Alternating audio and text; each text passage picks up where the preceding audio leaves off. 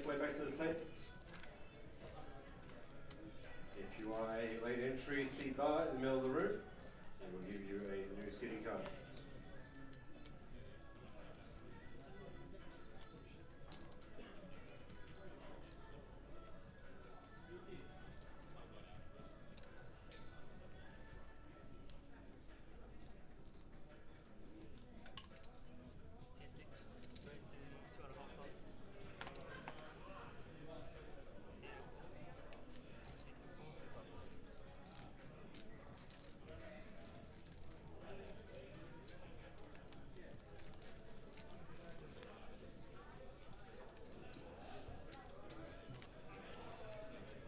Good evening and welcome to the Commercial Club here in Albury as part of the Aplpt series. It is day 2, which of course means it is Centurion Day. We have 4 players on our feature table here at the moment, but that is expected to rise in that number for a number of reasons. We have a $50,000 guarantee on offer, and registration is open all the way through until approximately 6:30 p.m. tomorrow.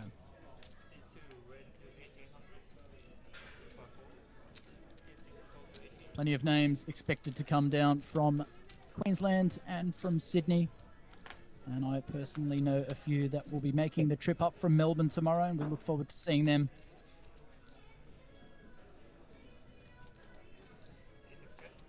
Players have just returned from the first break of the day. And this $2,500 buy-in. And we've just put up a post as well. If you check our socials, we are offering the chance for some of you to jump into the commentary booth throughout the course of the week. My name is Chris Waddy. I will be running around with a camera in hand for the majority of the rest of the series, so I cannot occupy this chair as much as I'd like to. We'll also have Jordan Bromley resuming his role as our expert lead commentator. He'll be doing so remotely, and we have 2 seats right here, microphones set up, ready to go for those that want to join him or even lead the stream when necessary. Speak to our staff throughout the week. You've got to be here in person.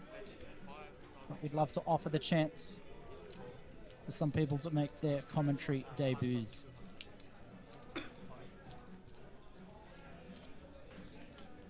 As we said, registration open for this right through until tomorrow. Play started at 6 o'clock tonight. We're playing 9 45-minute levels. And then tomorrow we will have 60-minute levels. Play will resume at 4 p.m. tomorrow. We'll have 2 levels of play, a half an hour dinner break, and then we'll close registrations at that point. Mark Williams there, you can see him on the far right of your screen. He's no stranger to this feature table here in Albury. Alrighty, poker players playing the pillow. Terminator, line up. 600, 1200, 612, next edge. He won the event here just shy of 3 years ago. It's June 2023. 35k up top in that one. And then a year later, June of 2024. He won the Jackstar Super High Roller here. 54k up top for that. Most recently won the Mixed Games Heroes event at the APL Million Series last year. And certainly knows how to find his way to a trophy. Definitely considered as one of Albury's top players.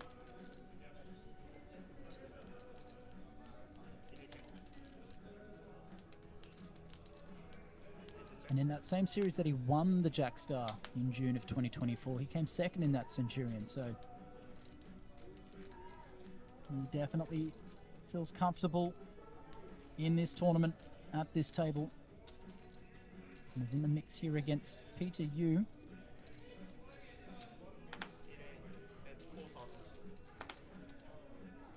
As you can see at the top of your screen, some more than healthy stacks there for each player. Of course, it is the Centurion, a century of chips, 100,000 to be exact, is what you start with. The best structure on the schedule. 45-minute levels today with shot clocks. Each player has 6 time bank cards in front of them to buy themselves an extra 30 seconds on top of their 30 seconds of thinking time. And then we move to 60-minute levels tomorrow. And if needed, we have a day 3 reserved on the schedule. Also, one of our recent posts on our socials, we do have the live lobby. So if you're sitting at home and at a glance you want all the details about what events are open, what the buy-ins are, how much longer left to register, you can find all the info you need there. Head to our Facebook or Instagram page and find the link to our live lobby.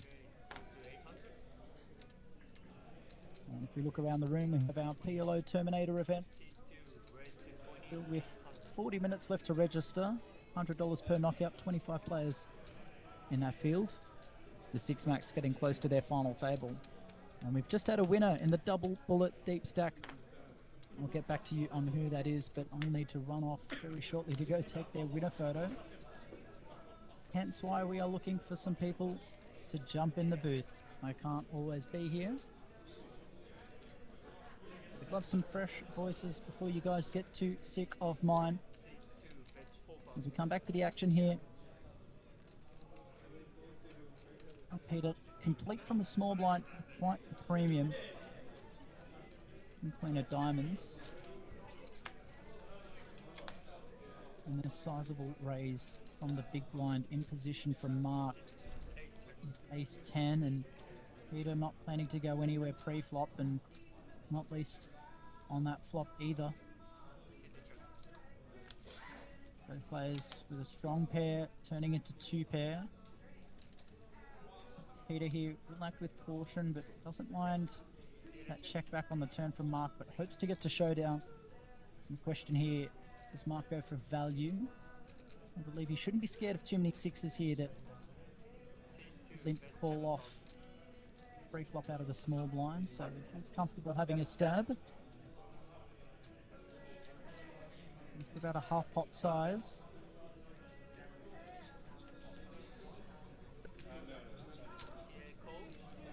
Makes the call, and he's going to see the bad news. And Mark will scoop a nice one. These two have been doing battle.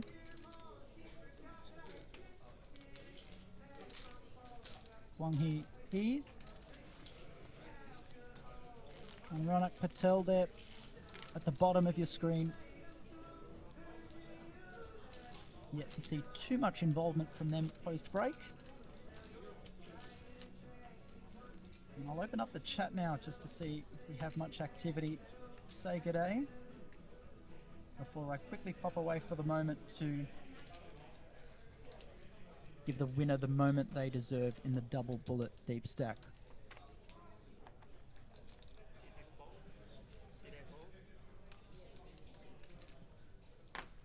So we are on Facebook, Twitch, and YouTube.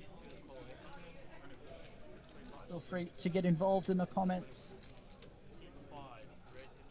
Any questions you may have, or if you plan to get down here to the commercial club, or come up here to the commercial club at any point this week.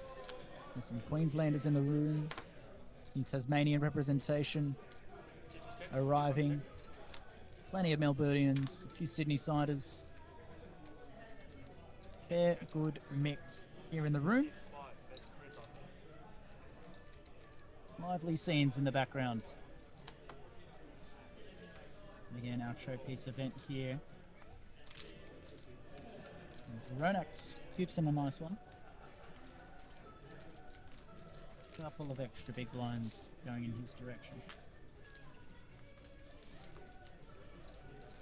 So I will depart just for the moment, ladies and gents. Once again, to reiterate, this is the $2,500 Centurion. Registration open right through until 6:30 p.m. Australian Eastern Daylight Time tomorrow. $2.5K buy-in, $50,000 guarantee. 50K guarantee on that one. Expect 4 to become plenty more. 24 hours from now. We'll be back momentarily. Keep tuning in. The stream won't stop, but my voice will. I'll catch you soon.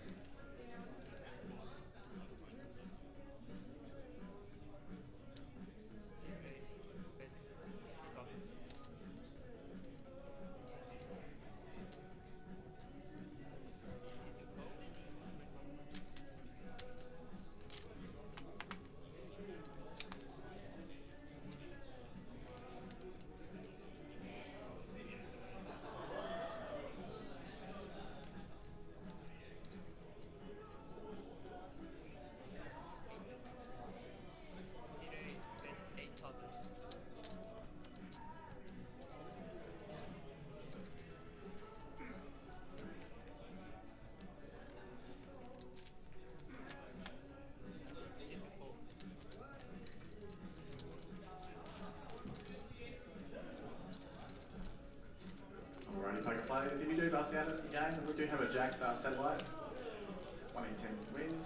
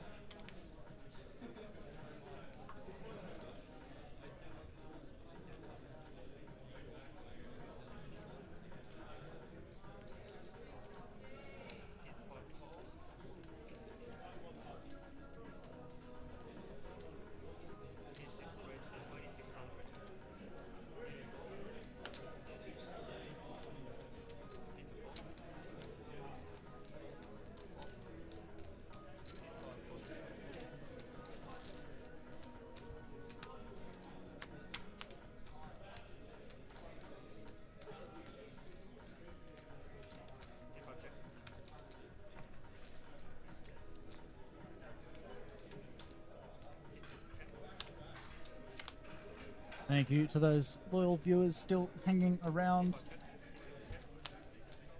I've given Deborah her moment to shine down from Gippsland, winning her first poker trophy just then in the double bullet deep stack. Win a tournament here at the Aplpt, and you not only get a winner photo but an interview with yours truly.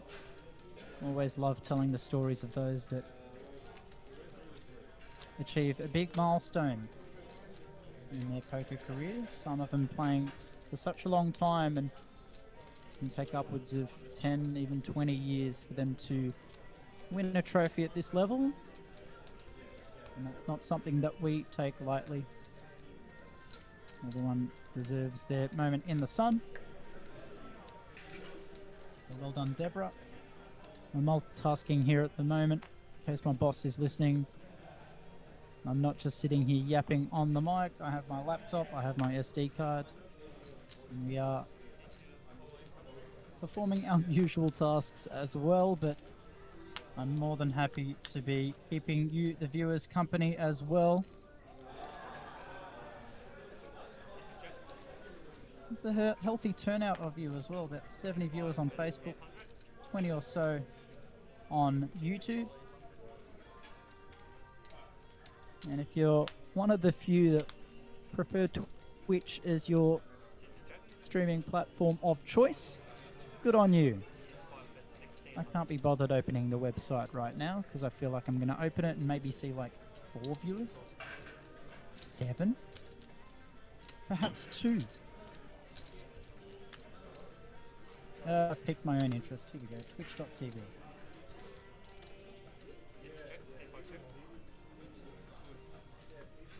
Play APL.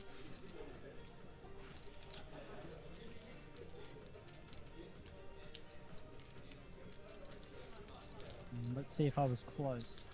Oh! We have 18 viewers on Twitch.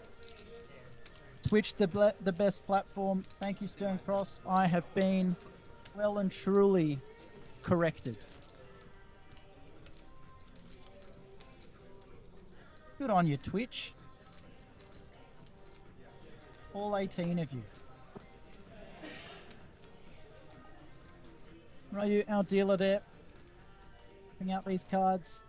4 players in the mix at the moment, but as I mentioned earlier, there is a $50,000 guarantee on this event. Registration open right through until the end of the first break tomorrow. We will have 2 one-hour levels commencing from 4 p.m, a half-an-hour dinner break, and then we lock out.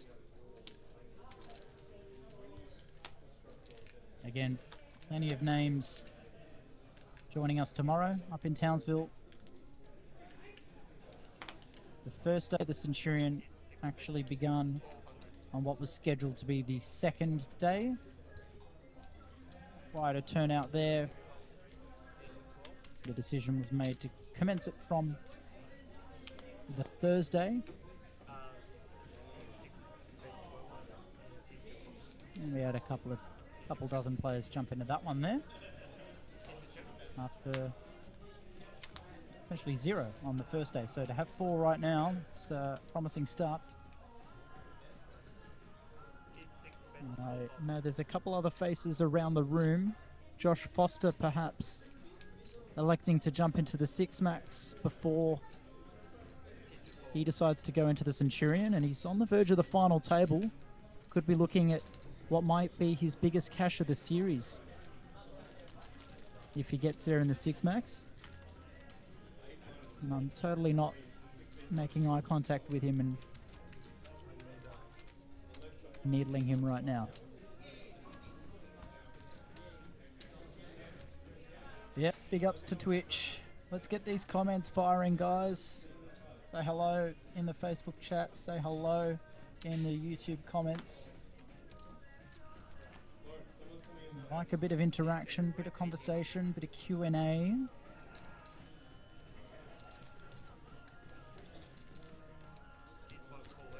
But we'll pay attention to the action. Mark Williams, as we said, he has a Centurion title here. He has a Jackster title here. He's come second in the Centurion here. He knows what he is doing. Opens for the gun. Ronak flats the button and Peter priced in with his king high in the big blind. You get 3 ways to a flop. Everyone carrying an out of one or the other, and that's a interesting flop to say the least. No concerns for Peter, but Mark could be in trouble here with Ronak flopping the better kicker for both their top pairs.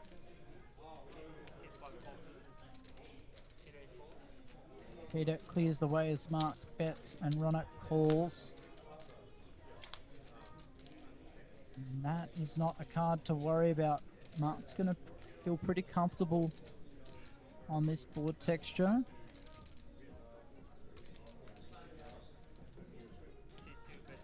Continues again. Sizes up to 5,000 by the looks of things. And a quick call from Ronak. Will Mark sniff this out, maybe slow down on the river?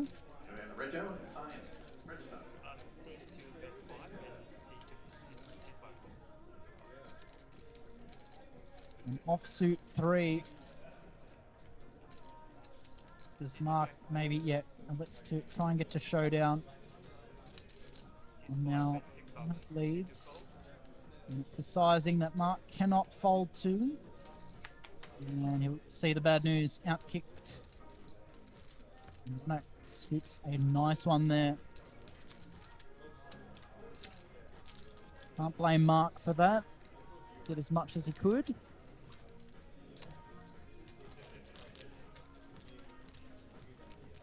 And you mentioned that Six Max being on the verge of their final table. They've just reached it. So again, I am going to bid farewell, but this time for a much briefer period of time as I go to take their photo. Be back momentarily. The action will continue. You just won't hear my voice for a couple of minutes.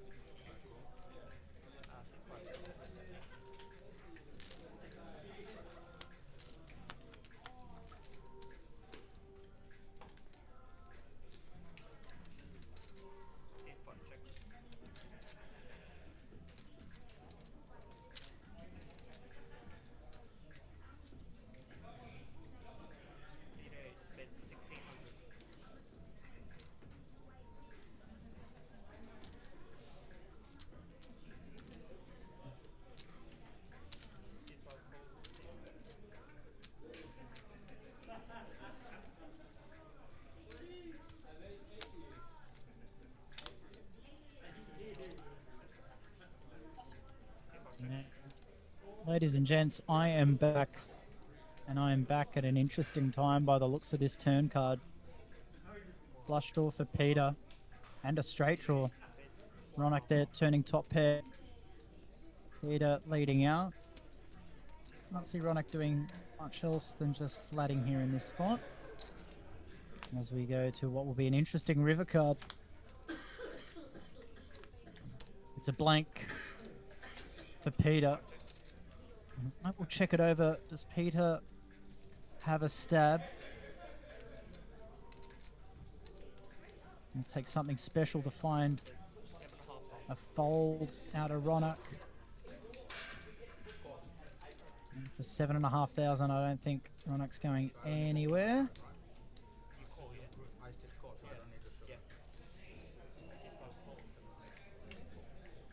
I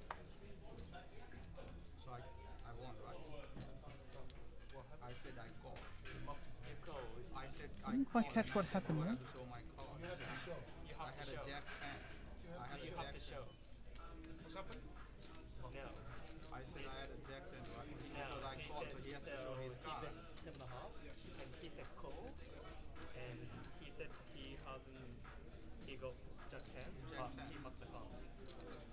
To win the pot, you have to show your cards. No one here knows you've got jack 10. You have to expose. So, like, can you not take it out of the muck because it was the last? Once some cards are gone in the muck, they're retrieved. If you've announced call, he's exposed his cards, and you gave the cards to the dealer. He said I'm good, and I said, do I have to show my card? After that, I say oh, and then I said, if he's exposed his cards, you've got to expose your cards as well.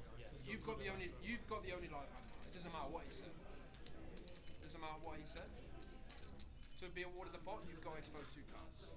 If you've given your cards to the dealer face down and not shown them, and they've gone into the muck, he's going to be awarded the pot. He's got the last life. You need to show your cards to win the pot. But if I know my card and you can't take it out of the muck, they're I didn't muck in there. I just like literally didn't. I just give it to you. I thought you lose. I said I called. Yeah, I know. And then I asked. It's your responsibility to show your cards. I understand that. I'm not arguing. If you've gone to the dealer face down and they've gone into the muck, they're retrievable. Like, their hand can't be killed. He's going to win the pot. He's got the only life cards. We can't retrieve your cards. So I still have to give him the 7. You are bound to his bet.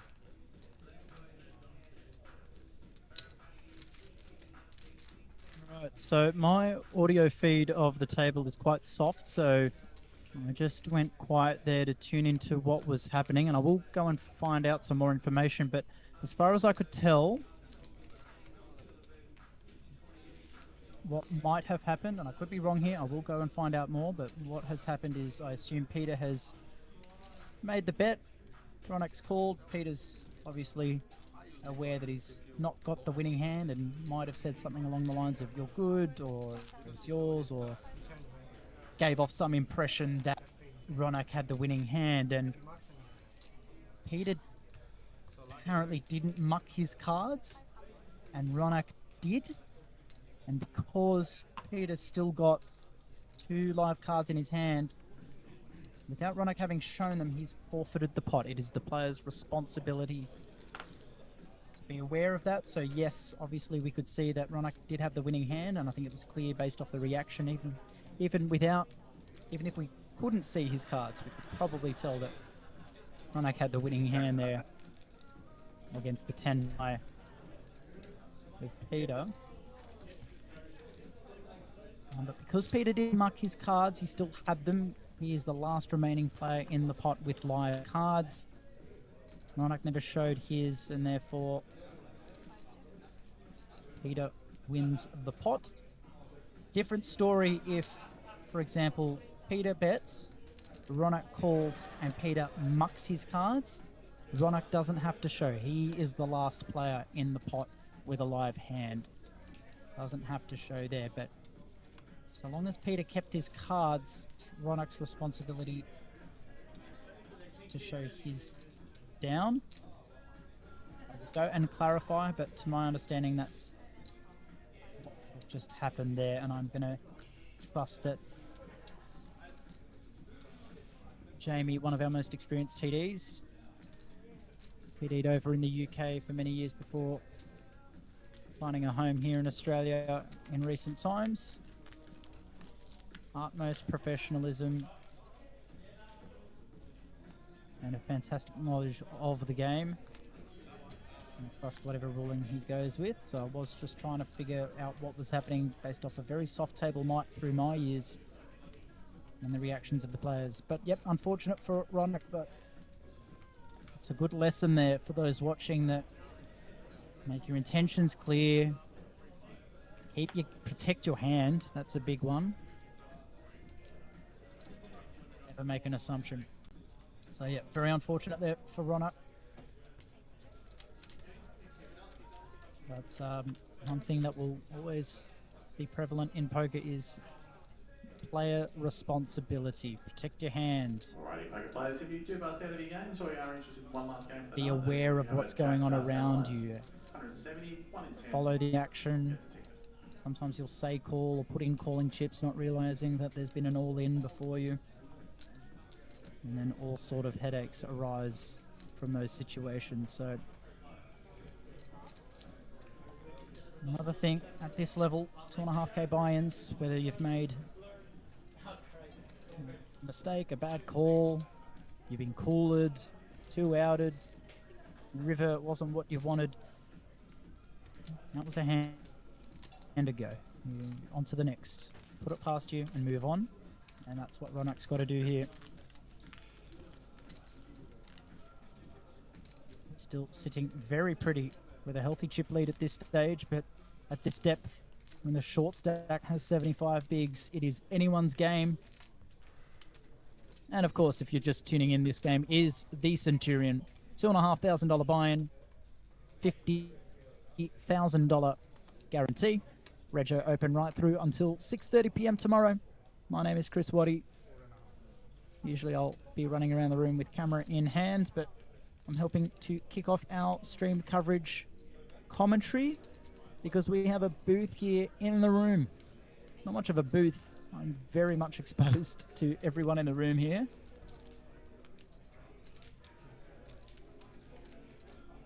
I'm not hidden. But throughout the week, we'd love to have plenty of guest voices sitting right where I am and treating us with their dulcet tones.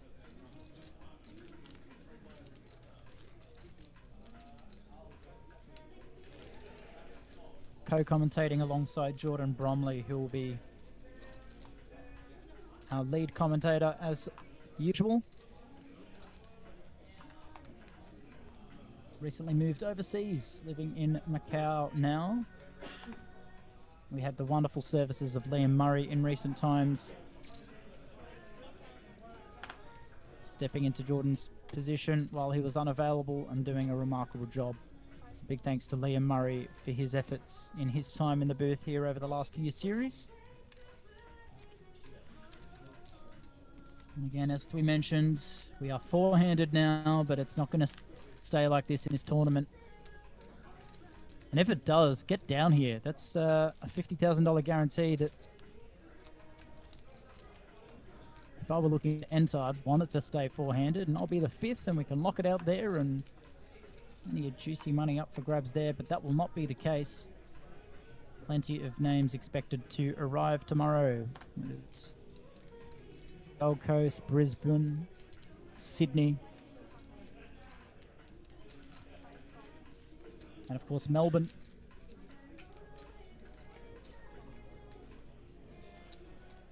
And as expected with four-handed play, you're not going to see a whole lot of premium holdings. You'll get a walk here and there. You'll get plenty of opens that go uncalled. But that's why I'm reaching out to those watching along. Leave a message in the chat. Say hello. Ask me a question. Tell me a riddle.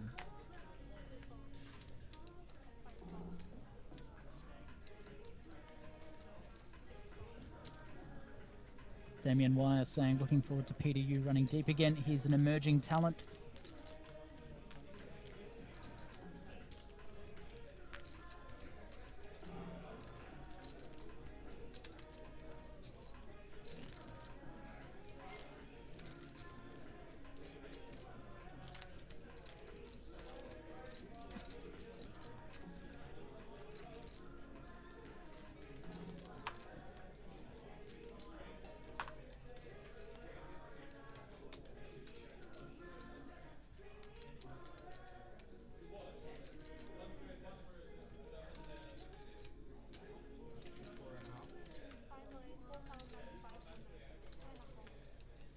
Got nearly 30 viewers on YouTube. Say hello in the chat. Any shout outs you want me to give within reason? Keep it appropriate.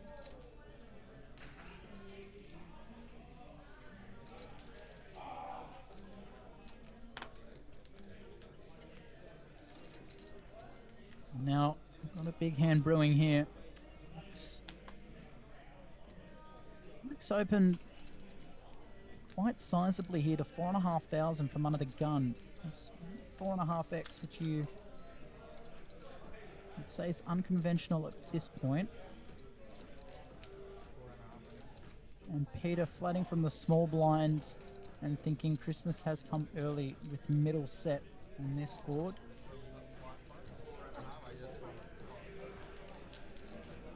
And he'll arguably be check raising this flop. It wouldn't surprise me to see him call either. If Ronak does have some bluffs here, some king highs, you can expect him to continue on the turn. But we can see here that his eights aren't looking great on this specific board. Another scare card comes out in the form of a 10. Peter checks it over again, but I think Ronak is either going to continue to pull the trigger or slow down, and he goes with the former option. Barrels again. Now a couple draws coming in here. Any hands holding a queen or a jack have some straight outs. Queen jack obviously making a straight. And Peter unblocking clubs here, so there's some chances of Ronak having a flush draw. And for that reason, Peter fires a raise and finds a quick call from Ronak, the non-believer, and wow, this pot has gotten huge.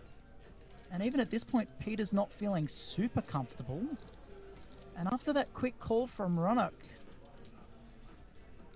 he's not going to love it. He's happy with that river. Nothing completing on that 5 of diamonds there, but he is possibly thinking, what is he up against? Ace King taking this line does make sense. One would arguably call a riverbed here.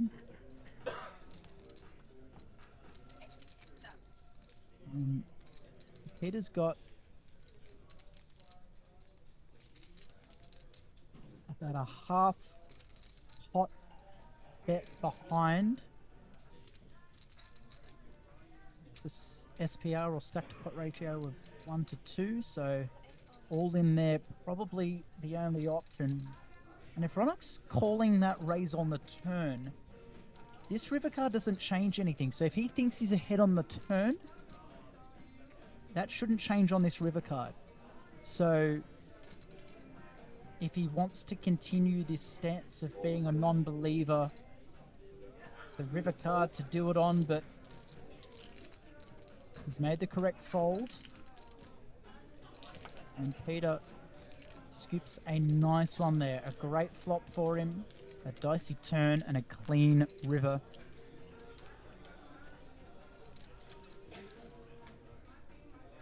And that really does even out these stack counts. Ronak there taking a hit.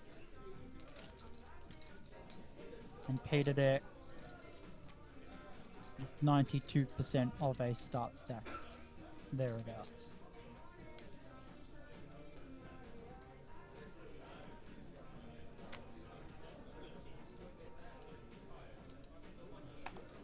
Interesting hand, that one.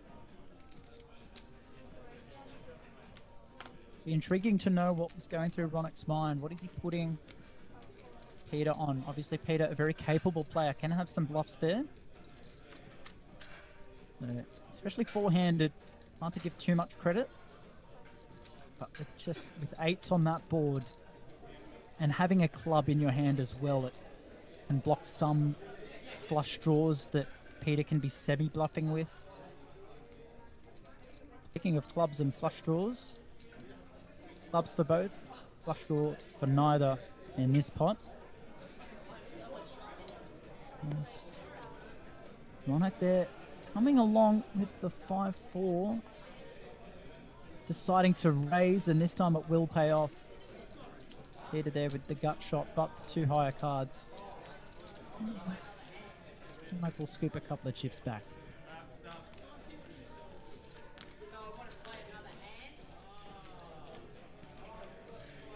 we go. The hand is coming. The one eye.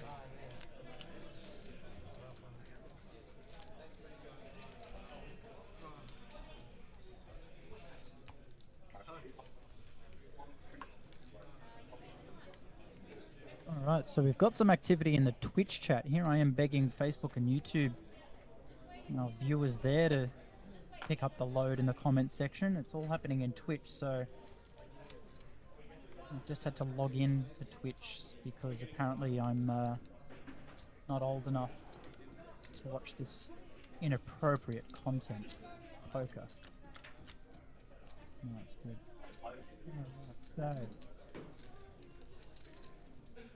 Poker 6-7. When is the Channel 7 TV streaming rights for APL coming through? No need for Channel 7 when you've got Brendan. He's all you need. He's the man behind the curtain to give us this wonderful streamed coverage. Does a great job there, bringing you the action.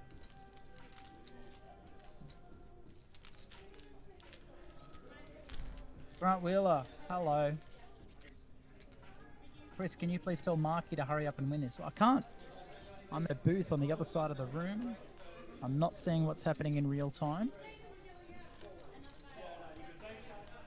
I'm seeing it in the same fashion that you guys are.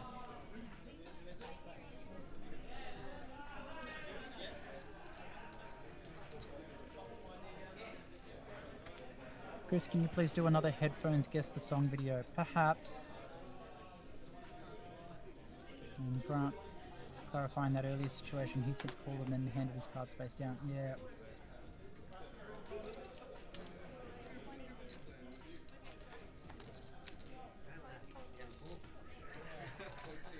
You're not playing? Yep, Grant there echoing what I was saying. If you snap that turn, you have to call off on that river.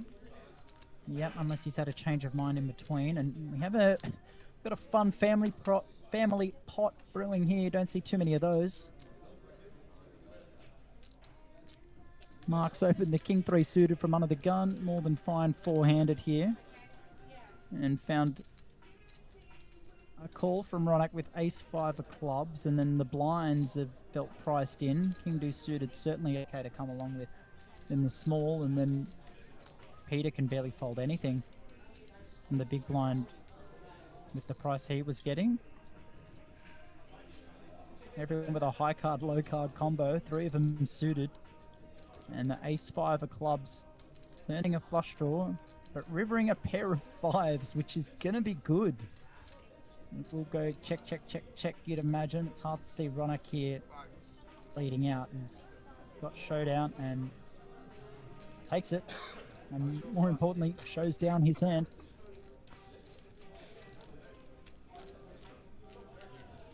No, I don't think so. Yeah, that's correct. Staring across in the Twitch chat. Oh, yeah, yeah. Not unless he calls knowing he's behind, hoping to spike a 2-outer.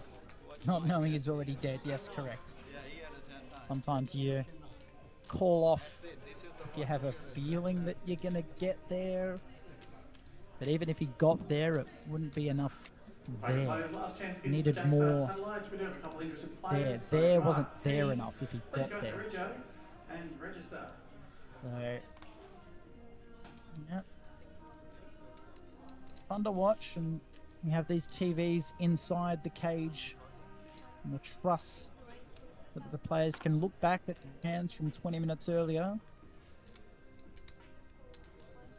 No need to have players with their heads buried in their phones because it is equal view for everyone at the table to watch the action on delay.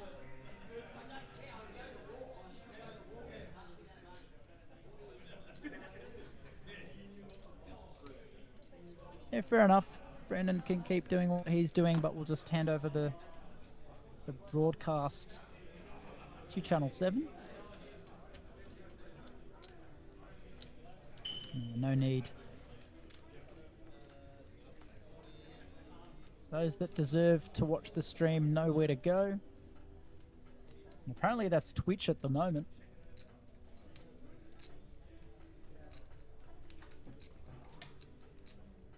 Still nothing in the YouTube chat. Come on, guys, pick up the slack. And let's head over to Facebook.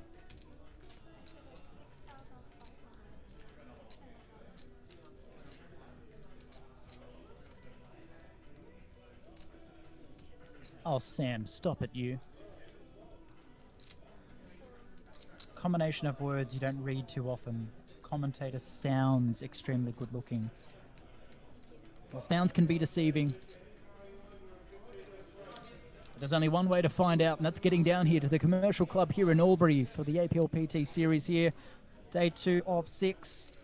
And the first day of our $2,500 Centurion with a $50,000 guarantee on that one.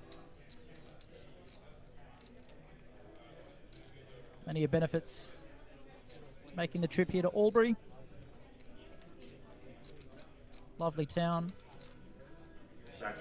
Things are reasonably priced. The Sunday roast here downstairs at the bistro is, I was about to say $16, but I think I've seen it at $14 before. It's like a trip back in time here sometimes. Dance floor filled with those young at heart, sharing a dance with their partners. Truly a trip back in time in that regard.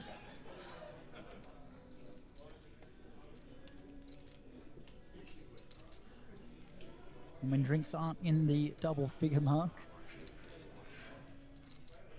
that also takes you back. So yeah, lovely venue here, the Commercial Club, wonderful servants and hosts here for APL throughout the years.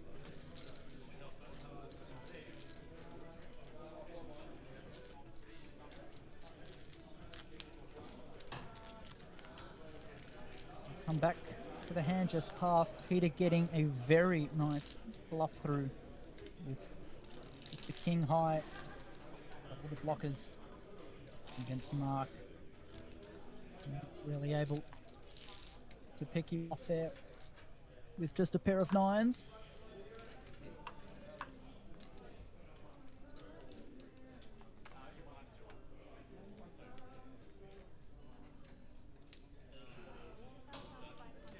Thank you, user 302307880.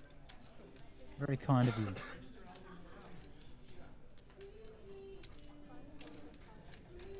Any feedback you guys have got? Want me to quiet down? Want me to talk up? Want me to speak slower, faster? Start singing, you name it. Again, hopefully I won't be here for too much of the rest of the series. We'll give some others the chance to jump in. Head to our socials, run by yours truly. Trying to keep us up to date on the happenings around the room here for the series. By all means, jump on in. 1 in 10 gets a ticket. Get to the river, both players with a pair of nines, but Huang here, who also goes by Spencer. His queen will kick.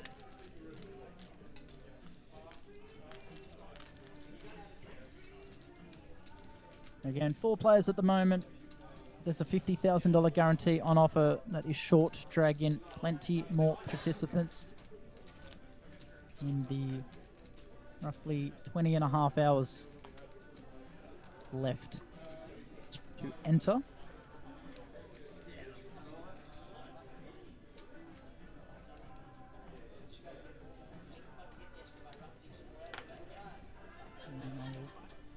Quiet down on the yapping for a moment.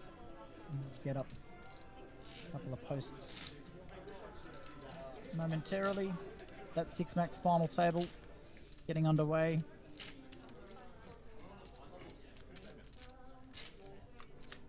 Bring you those photos in a moment. As we come back to some blind on blind action here. Ronak limping the ace with the 8-3 suited.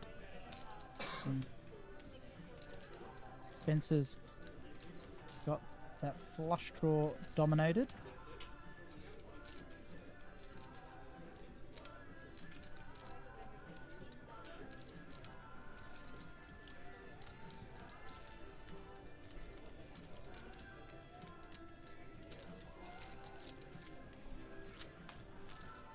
So again, throughout the week, we're going to be encouraging some players to jump in the booth. But as we get through this little teetering testing stage, which included me speaking for about 5 minutes with a beautifully spoken introduction, I didn't stumble. It was like it was scripted, but it was all off the cuff, and then I found out I was muted the whole time. So hopefully the same doesn't happen for you as I welcome my co-workers.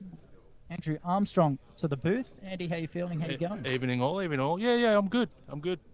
Series is off to a decent start. It's been a good night. Been a good couple of days. Quiet first day, a developing second day that's grown a fair bit, and then excited to see plenty of faces come in for, as I was just saying, late registration of the Centurion, still open till tomorrow, and plenty of games expected to arrive then. I think it's sounds dire to say to ourselves, but it's great that the Centurion got up and running. Sometimes the day one we have 1 or 2 players registered and doesn't really quite start as hoped. And today we got it up and running, and there are some players that might have anticipated it not even starting today. So they'll be coming in tomorrow against some established stacks, which we're seeing brew up here. And I think there's a big contingent coming up, I would say, with that 50k guarantee. Absolutely. And then the Jackstar starting the day after, tomorrow, Thursday, and then Friday, $150,000 on offer for the Jackstar Super High Roller. So, Andy, you're here in the capacity taking care of the financial side of things, crunching the numbers, dealing with the cash. How's that been? It's been fantastic, yeah. It's an experience. I'm enjoying it. I'm also here in my role as Victorian State Manager. It's good to see Victorian poker is thriving across the state, with players travelling between here, Sydney, Queensland, Melbourne as well. So, yeah, it's really good. Great to hear, Andy. You're doing a fine job at that. That's the beauty of this environment. A year or 2 ago, would have seen you strictly managing the floor, TDing, in the back of house, not sitting behind a computer too much. Capacity, and we're seeing plenty of our TDs and dealers go between those roles. Plenty of dealers graduating to TDing, plenty of TDs graduating to managing the floor, and taking on extra responsibilities, and it's a case of many people wearing many hats. You're an example of that.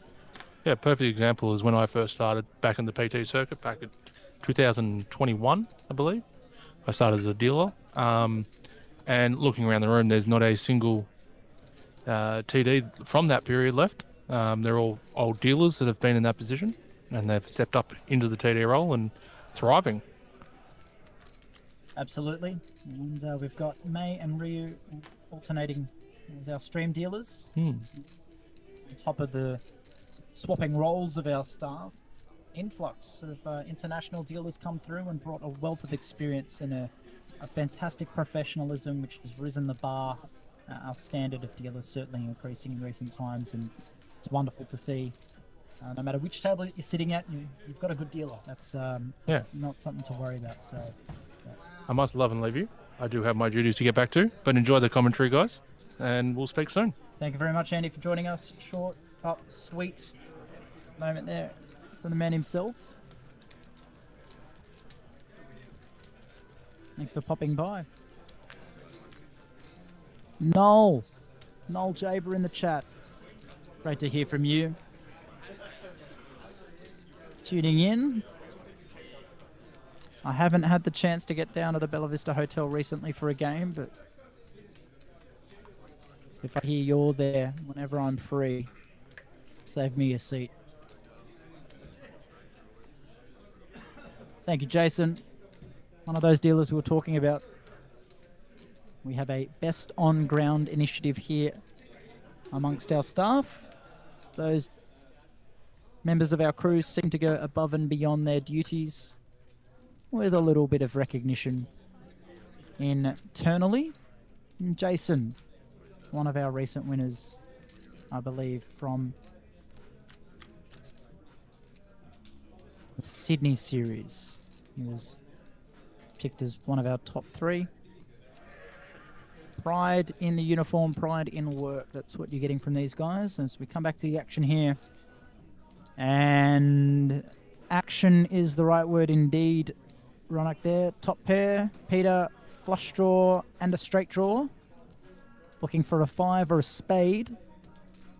Not too many spades, because Ronak will have him covered there if a 4-liner to the flush comes out. But for now, it goes check, bet, call, and there is a spade. And I don't think Ronak's going to go too far with the jack of spades in his hand as well. He'll check it. Peter, pretty happy with that turn card.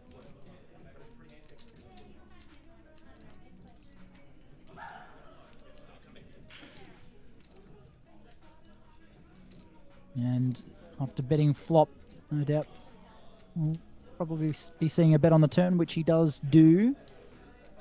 Sizing does he go with? He goes large. Goes just under pot size. That's a big bet. Ronak here, top pair and a flush draw. Doesn't hesitate, comes along for the ride. He's looking for a spade. But even still, I stand corrected. That was a raise. I thought they were calling chips. He's raised here. Now Peter's thinking.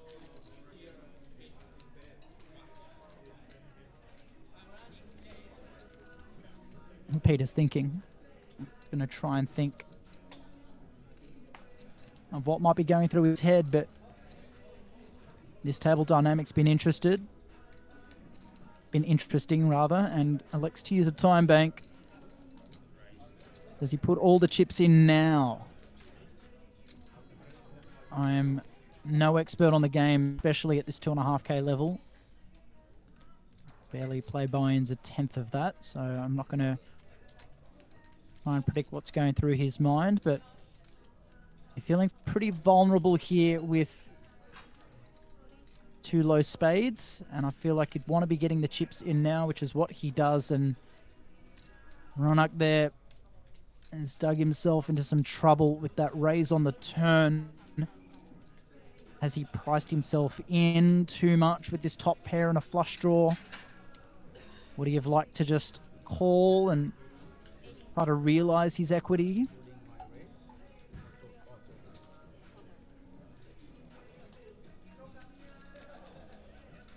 This is going to be interesting what Ronak thinks to do here. He does call. And these cards will go face up. And this is a huge pot now. This is well and truly for the chip lead at this stage as we look to fade a spade on the river for Peter's sake. And does so.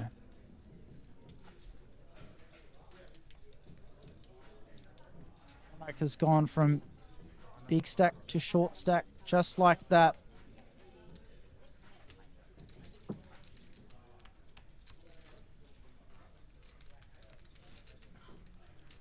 All players in the PLO make way back to the tables. 2-minute call until the PLO locks out. Hang on, I'm looking at entering. Yeah, 2 minutes left.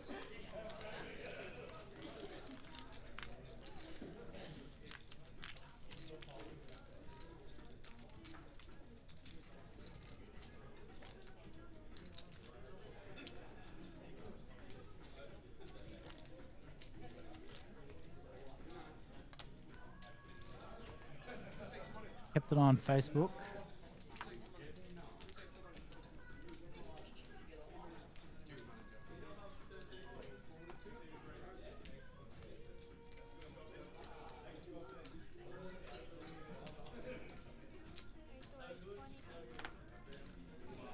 Cross certainly keeping active in the Twitch chat.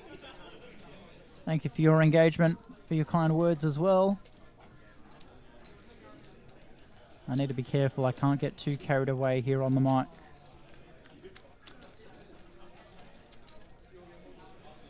Yep. Him in the YouTube chat, you could almost hear Peter yelling in his head, "Red card, give me a red card." Did not want to see any more spades. As we come back to the action here, and earlier on it was Peter and Mark going at it, battling each other, and now it's Ronak and Peter, and with top pair versus 2 pair, Ronak finds himself in a bit of trouble again. Now Ronak's gone from check calling the turn to leading out on the flop. And no flush draws completing. Pretty Ricky river card there. He'll lead the river and looks like he got snap called by Peter. Yep. And Well, things PLO not players going Runnock's way at the 2 moment. Shot clock and deal.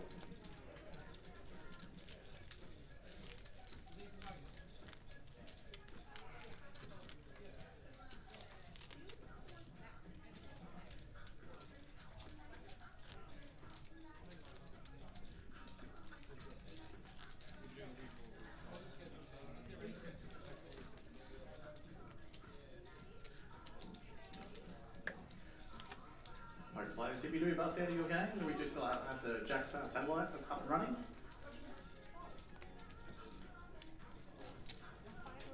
Got late Rego for another 40. Runnock here with a premium.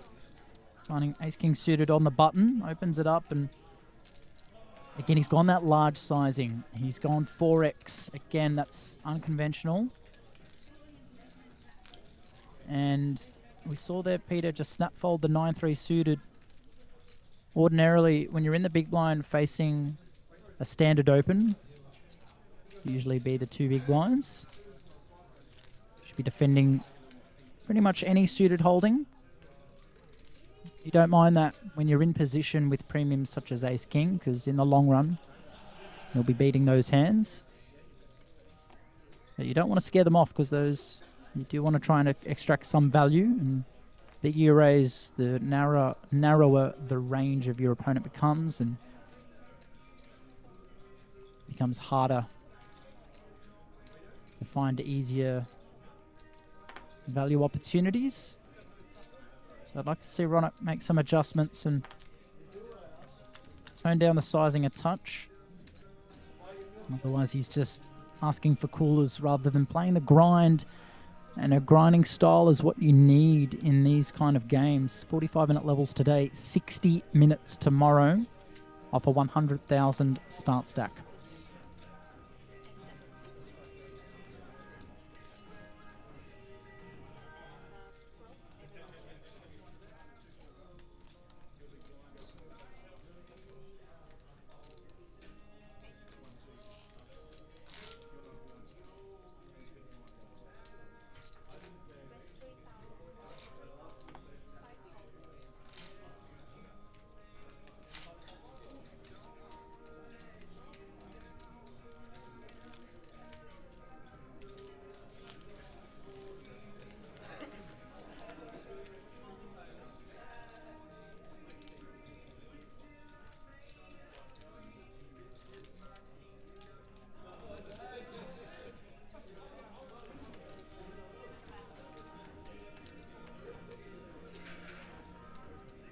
Blinds currently 500, 1,000.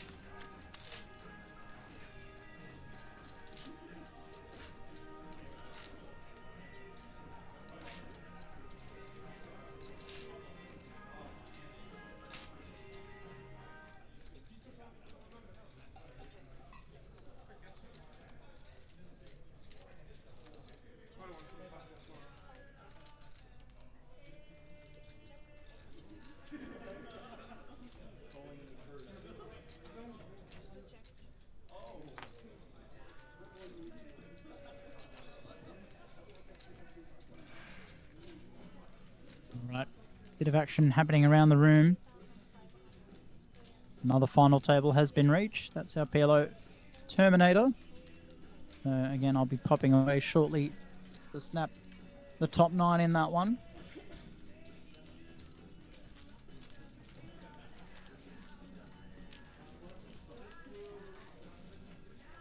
And in the meantime, I'll keep plugging away at these photos with my laptop here as well. Bit of multitasking.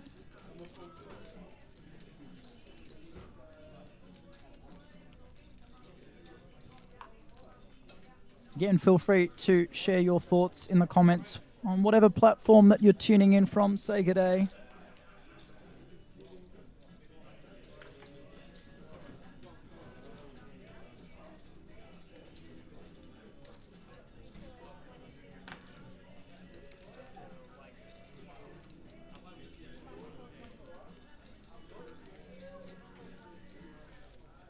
Nico Wedge asking, didn't Peter finish top 2 in the Sydney main? I believe he did. That was the APL 600 series.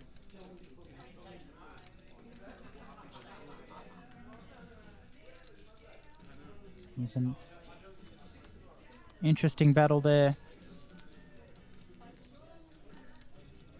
Well, Peter actually not only finished in the top 2, but he was number 1. He was the champion for $108,000. Had the chip lead for the majority of that final table. And he's a Tyler from Canberra. Go find that post on Facebook.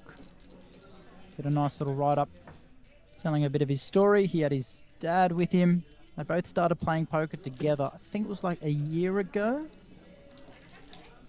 Yeah, it was about a year since he started playing poker.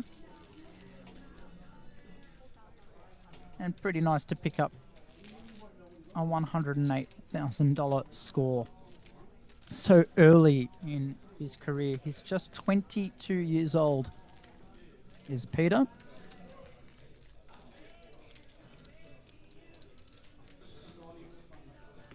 And he's up against, about to say a veteran, but certainly not old, still fairly young, especially in this room. Mark Williams, but he has experience in the boatloads and a home ground advantage to boot here at the Commercial Club. As I mentioned earlier, a Jackstar title, a Centurion title, a runner-up in the Centurion, a mixed games title at the APL Million. Mark, certainly an accomplished player, no doubt. And yep, Peter, it was about 3 weeks ago, just a touch over 3 weeks ago, that Peter won the APL 600 main event title.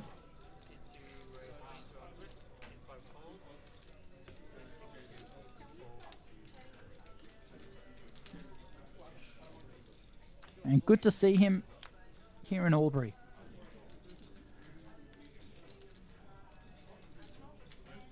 Grant Wheeler saying that he wishes, well, that he heard Josh Mansell will be there tomorrow. Rumours on the street, that is. That'd be nice. Also, a previous Centurion winner, I believe. I think it was Heads Up versus Amin Riazati. Josh won that one.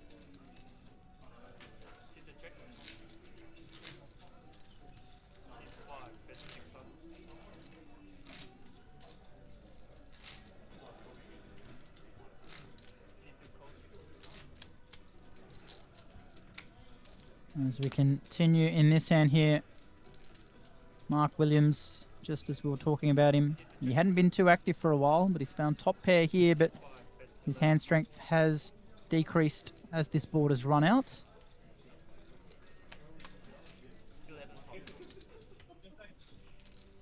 But Ronak there not improving despite turning an open-ended draw.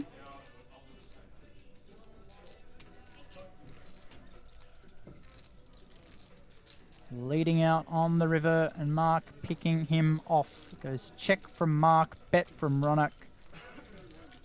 After having missed, Mark scoops in some more chippies. And with that, the blinds go up.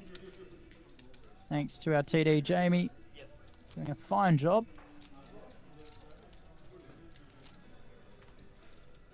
And yes, back to Josh Mansell.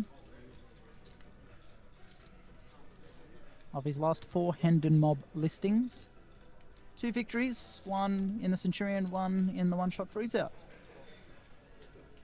It was 2 years ago, March of 2024, where Josh won that edition of the Centurion. $28,000 top prize at the time, and again, yep, it was Amin Riazadi, 2nd place. No worries for Amin though, because 5 months later, he'd only go on to win just a touch over $700,000 for winning the APL Million main event. A nice consolation for coming 2nd in the Centurion in Albury there for Amin. Wonder if we'll see Amin this series. He's played here in Albury in the past. He'd be travelling up from Melbourne to do so.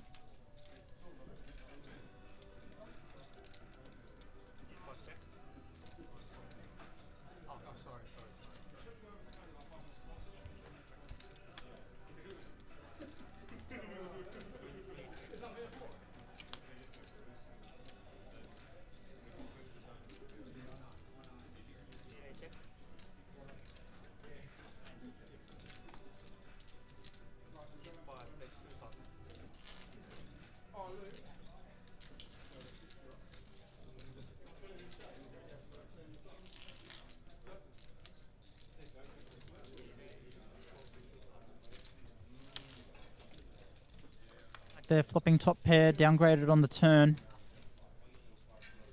Peter feel pretty good about his ace high, usually, especially with Ronak playing slightly more aggressive. Coming up with some hands that aren't as strong as the line he's been taking, so... But on that occasion, plays it safe there, Peter, checks it over, and Ronak has the goods that time around.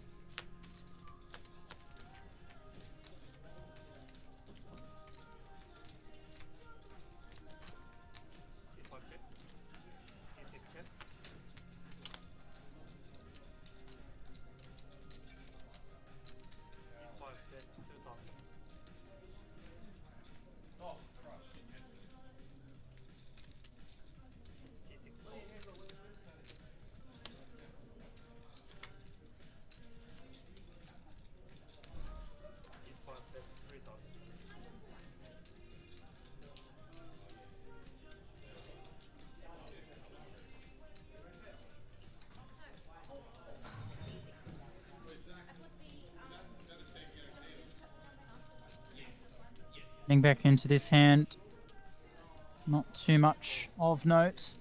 Again, four-handed, you're going to get a wider range of hands being played. Not too many premiums going to be on display. And a pair or two pairs or a high card is more often than not going to be the winning hand combination.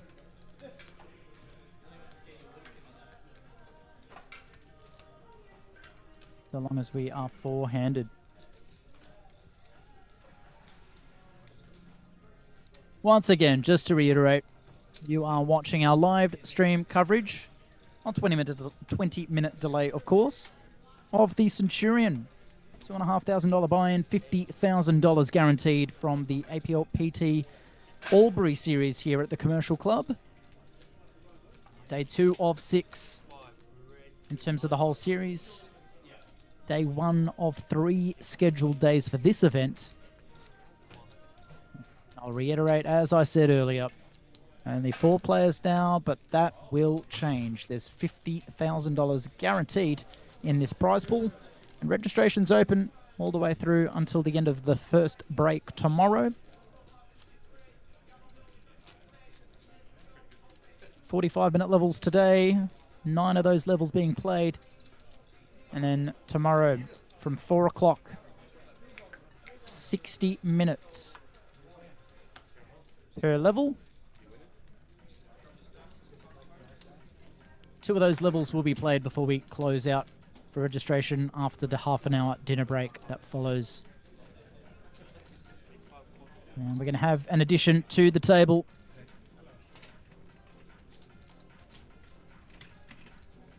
Very shortly. That's finding his seat before we get our name in the system. Sorry, mate.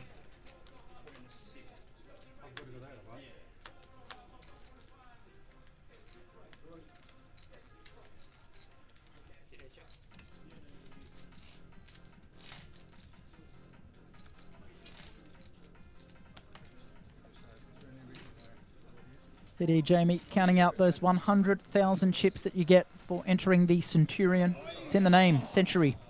100,000 tournament value chips. It's a great structure. Some would say too good. It is a grind. Not for everyone this tournament. There's plenty of playability. And it pays to be patient.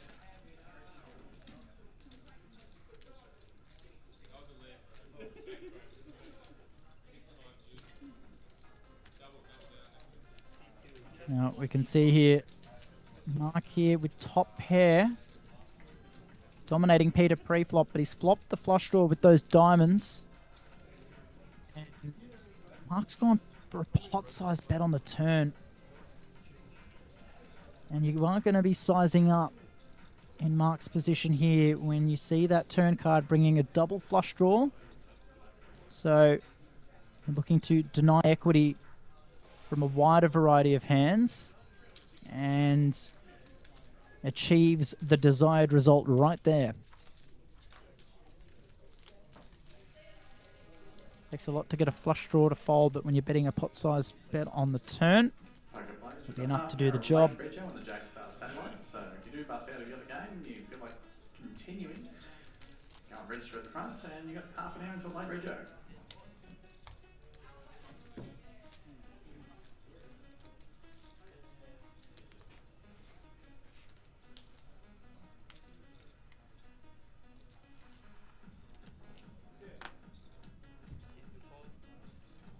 Welcome to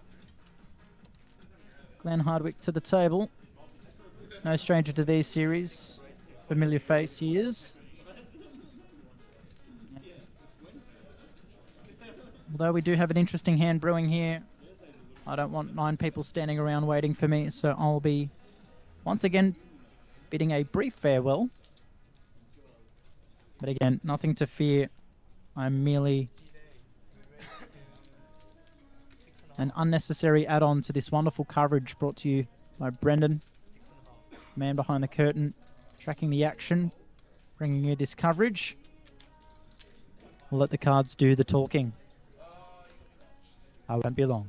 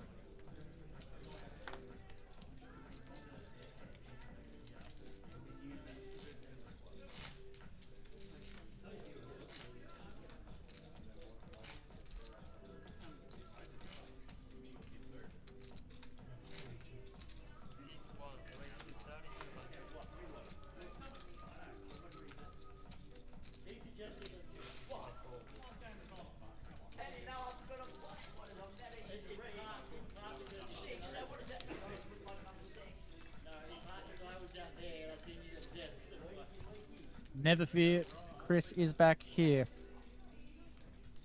Another final table. Yellow Terminator.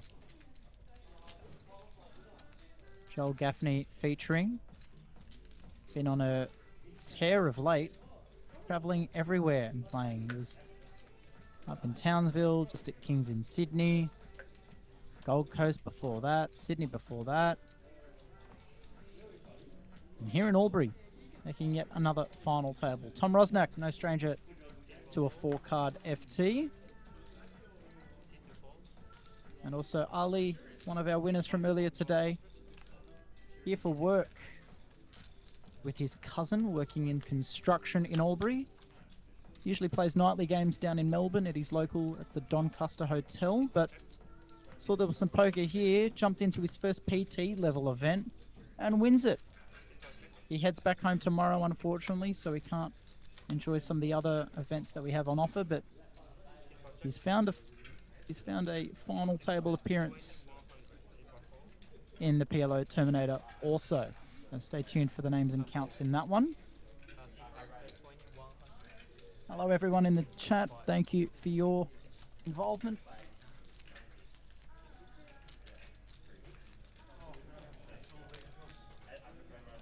Good luck to at Merlin31 in the Twitch chat, who says they'll be playing in their first Jackstar this week. Good luck to you, sir. Oh, man.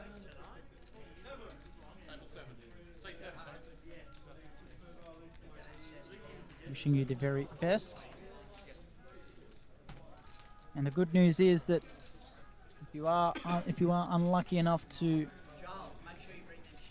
see yourself eliminated from the tournament, standing on the rail, feeling helpless to just simply watch along, well, you can watch along but through the screen with a mic in front of you, because we are offering the chance for some of our players to get involved in the commentary. I was about to say booth. It's not much of a booth. It is very much an exposed table up the back of the room, centimeters away from where some players could potentially be sitting. So hopefully I'm not too loud for those around me.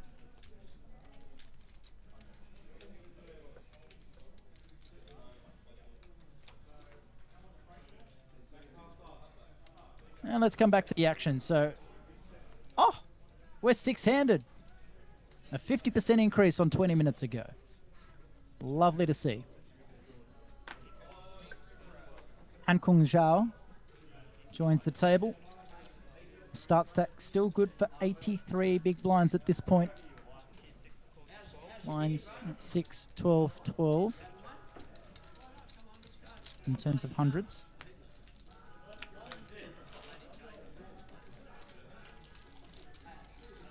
Zach Gay in the chat. So is David Bowen, Lachlan Crilly. Many familiar names there in that Facebook chat. On over to YouTube. Tim Lindsay. Shout out to Bart the TD that just walked into view. Yes, apologies to anyone that just got a view of Bart. We'll do our best to increase our censorship so you don't have to experience that again.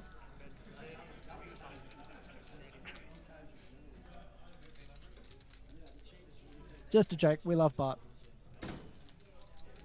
I would never make a joke like that.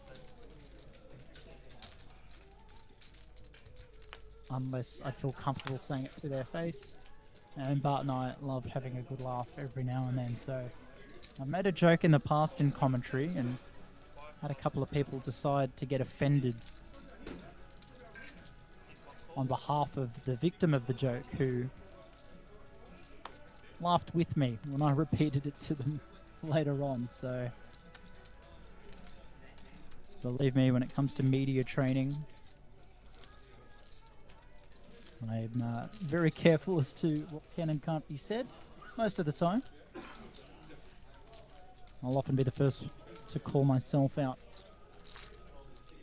in the case of any indiscretions.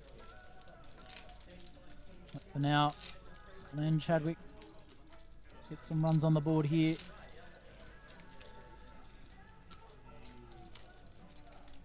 Picking off Spencer, missing his flush draw and continuing with the triple barrel, and Glenn opting not to go anywhere with that top pair. Peter Yu, the APL 600 main event champion, still with a healthy lead.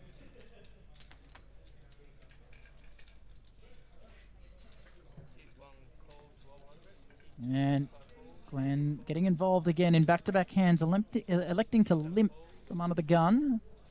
And Peter there going to be happy to see a flop at no extra cost with his Jack-6 suited. No heart for Glenn. Oh, that's an interesting flop. No heart on that flop either, so Peter with limited backdoors. Let's find bottom pair though. Glenn double checking. Can he believe his eyes? King Queen in your hand and top two pair with the King Queen on that flop.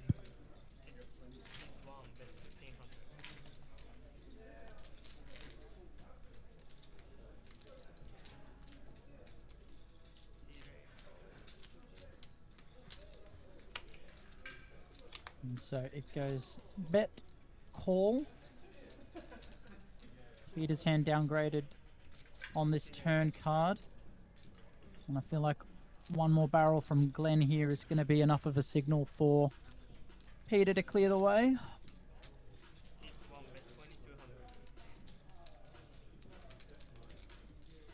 He's gone small. He's bet 22 into 72, so I will correct myself for that price. Might be worth coming along. Peter does. And then we'll boat up on the river. And it depends on what sizing Glenn goes with as to whether Peter can find a call here with bottom pair. Queen there only improves Peter's hand, but still Glenn showing absolutely no fear, but he's bet 2.5. He's just gone for the absolute minimum. And to be honest, if he goes any bigger, he probably scares Peter away. So well played, Glenn.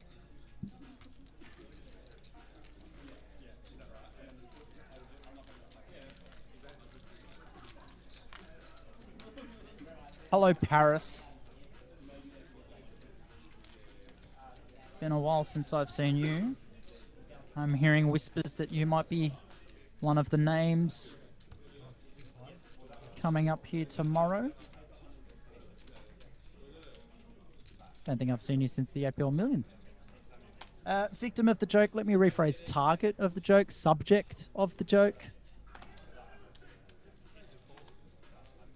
No victims when I'm around. I'm too small. Graham Bennett asks, how much longer is late reg open for?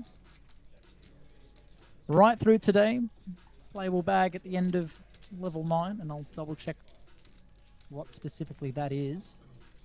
But then play will resume for day 2 tomorrow at 4 PM Australian Eastern Daylight Time. Levels have been 45 minutes today. They move to 60 minutes tomorrow. We play 2 levels. We then get a half an hour dinner break. And then registration closes. So if you do the maths, 2 1-hour levels from 4 o'clock takes us to 6. Half an hour dinner break, 6:30. 6:30 is your answer. Late reg tomorrow here at the Commercial Club in Albury for the APLPT Albury Series here. Once again, I'm using as a commentator for now. Usually mainly behind the camera, but I'm trying to do both. I've been staring at the same photo for the last half an hour on my screen. I just need to hit export and post it. But the action has been riveting here on day 1 of the Centurion. We had 4 players for quite a substantial amount of time, but it's grown to 6. And now Glenn there letting go of his gut shot draw.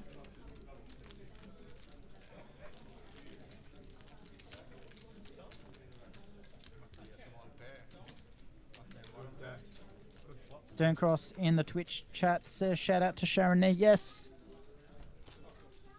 Shazza. Actually, she's over there. I'll get her attention.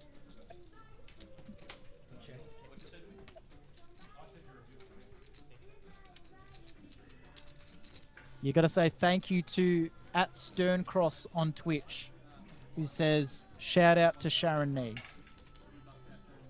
You have a message for Sterncross, Sharon.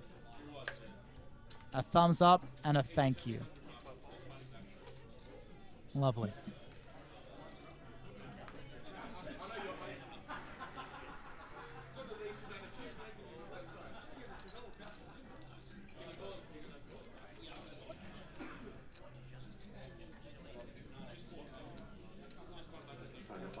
All right. If you do bust out, we I'm still giving have myself 15 a minutes time limit. left on In the 2 minutes' time, you will see Josh Foster appearing on a 6-max final table. We'll talk you through the process. We can receive our final table data through a Google Forms response sheet. And we will then format that data. I put your pictures anyways. What was the blind? 600 so much.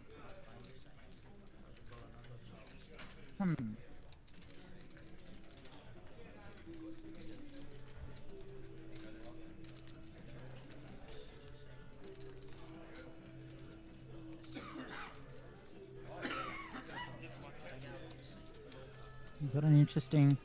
I'm going to stop using the term interesting. I'm going to look up and say, oh, we got an interesting hand here. We have a hand here that's worth calling. Glenn there in the small blind, electing to peel pre-flop. With this suited ace, he's got some backdoor spades to clutch at for the moment, but against this half-pot size bet from Peter, his flop trips. Can't really continue and lets it go. Alright, formatted the names and posted into our template.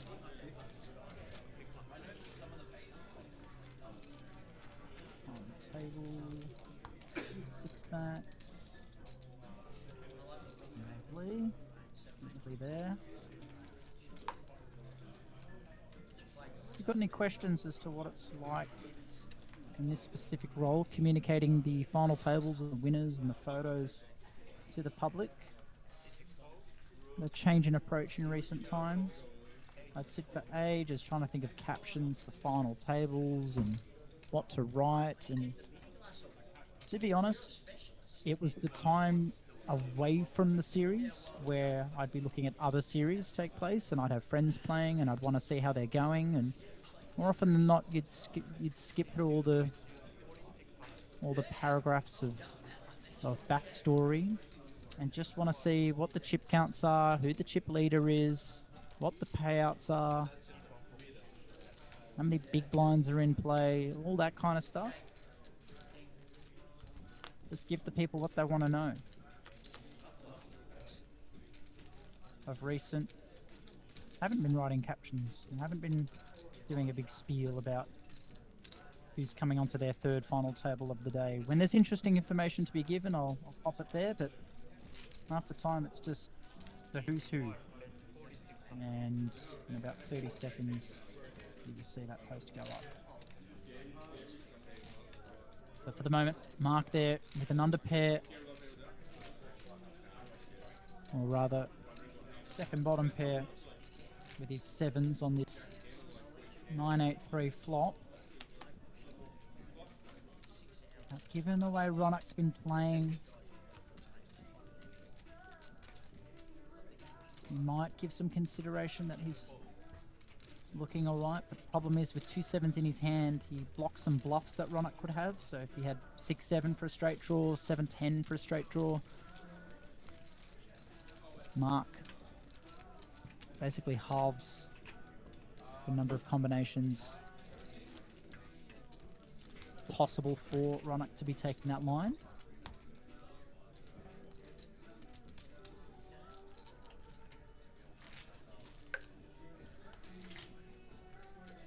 Right, back to the task at hand. How soon can I post this final table photo? Just realised we don't have the payouts handy. Need to include those. What's first prize in the 6-max? 7 entries, 9k prize pool, just shy of 4k up the top. Not too shabby. And back to the action. Glenn just limping from the cutoff with 10s. And Mark there with the suited ace on the button will bump up the price, and Glenn's not going anywhere. I imagine he'll just call. Take a passive bout here with this pair.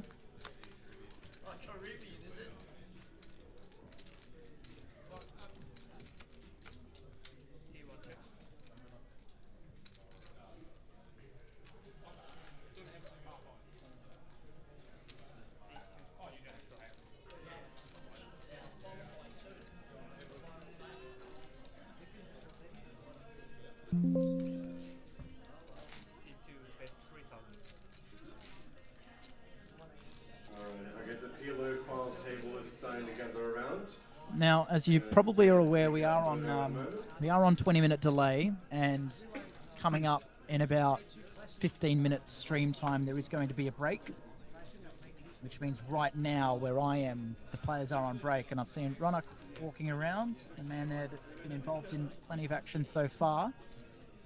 He's taken a seat next to me. You can pop the headphones on.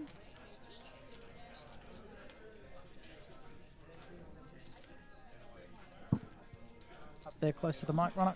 Yeah. Chris, nice to meet you officially. Thank you. Seen you around before, but so we're on break at the moment, so we're not going to give any spoilers as to where things are at. This is still currently where we're at, but you just came up to me and made a comment about how unlucky you were in that hand where you could see you had the winning hand. Yeah. And you know, everyone empathizes, but talk us through what happened in that scenario and how that came about, because I think you called off Peter's bet and he said something like, you're good, or you don't muck, or he gave the indication that you had the winning hand, but he didn't muck his and you mucked yours. Yeah. So what happened is, when he bet on the river and I said I call, Yep. and he said, I have my cards on my hand, I didn't mark it that point, and he said, yeah, you're good. And then I asked the TD, I said, do I have to show my card? He said, no. Ask the TD or the dealer? Sorry, the dealer, my bad, the dealer. And he said, no, that's fine. And that's why I marked it, because I said I already called the bet. So, and I said I had a Jack 10. So of course I'm not folding the Jack 10 after calling the bet. And they said, now once it's marked and you didn't show your card, it's got to be losing hand. Yeah. But what might have gone through the dealer's mind there is the situation where if, for example, I'm bluffing, I get called off on the river, I might muck my hand, and in that scenario you don't have to show, because you would then be the last player in the hand to have live cards, and you would win by default without having to show, because you're the last player remaining with cards. Yeah, so that's why. So that was like the equivalent of that, except the difference was, instead of saying you're good and him mucking, he said you're good and not mucked his hand, which understandably can give you the impression, or the dealer the impression, that like, okay, you don't need to show, you know, that the other player is essentially forfeited or conceded, but that doesn't officially happen until they've mucked their hand. So obviously amongst the confusion, that situation has taken place. It is extremely unfortunate, but we spoke about how in a buy-in of this nature, about yes, you're going to get called or two-outed or something unlucky, or a ruling goes against you, but it's about putting that past you and moving forward, and you've shown no signs of slowing down. You're still getting involved. A couple unlucky hands that haven't quite gone your way, but you're still in it. So what's your approach from this point onwards? Well, I'm the smallest stack, and now the more people going to even come in tonight or maybe tomorrow. So now I can't play any silly hands and try to play proper poker. Mm-hmm. I tried to play some really not good cards, but I think I need to stop that now and just like to build a stack again, because I was the smallest stack. But now I'm actually back to a decent size again. Nice. So yeah. Yeah, absolutely. 70k, or at least at this point. That's actually not the right. Oh, at the time? Okay. Yeah, I think it's still like, I only had 30,000 and it keeps saying I had 60 and 71. Okay, all right. Well, at the break they usually do a quick counter to chip, so that yeah, should so be now I'm back to over 100k. Oh, awesome. Okay, good to know. Usually I don't like spoilers, but if it was incorrect there on the screen, then I'm happy to have it corrected. So, yeah, no, you've played, you know, some interesting hands, been aggressive, shown no signs of being fearful, and that's builds an image. We're talking about how, because you've played some hands in an aggressive way, that you're going to get less credit given to you when you do have those strong hands, and how, you know, up against players that might have weaker pairs or, you know, just weak hands generally, they're going to be more inclined to call you off because of how you've been playing. So that'll hopefully pay off for you when you do have value, when you do have the goods. So we wish you the very best of luck. No worries, Thank you for thank tuning you. in, for sitting down with us and sharing your thoughts. No worries. Thank you, Chris. And this is an interesting one to watch. Listen. Awesome. Well, take it from here. Thank you so much. Thank We've you. got 3 players with Ace King, of course. That's interesting. Thank you so much. Appreciate it. Yeah. How good's that? Ronak there, obviously, a few things not going his way, would be well within his rights to be a little disappointed or not in the best mood, but he's come over with a smile and a keen enthusiasm to get involved, jump on the mic and talk us through his perspective of what happened there in that scenario. And look at this. Here we go. So Mark's... also, I'm actually not aware of what Glenn did initially. I'm going to guess, given the way he's been playing, that he's limped to begin with. Because then Mark's made a 3 X-rays here with the Jack-8 suited. Hankung's had it come around to him in the small blind and 3-bet. Peter's in the big blind and jammed. And Glenn's sitting here with Ace-King, and in a vacuum,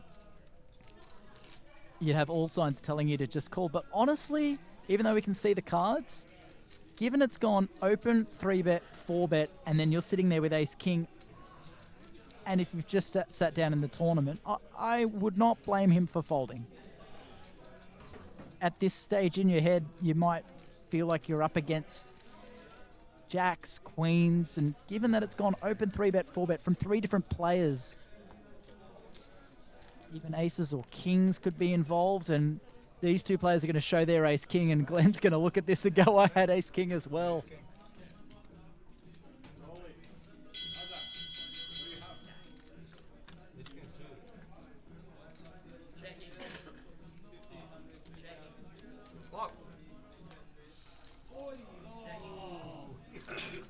So there was a club scare on the turn, but this was probably the most likely result.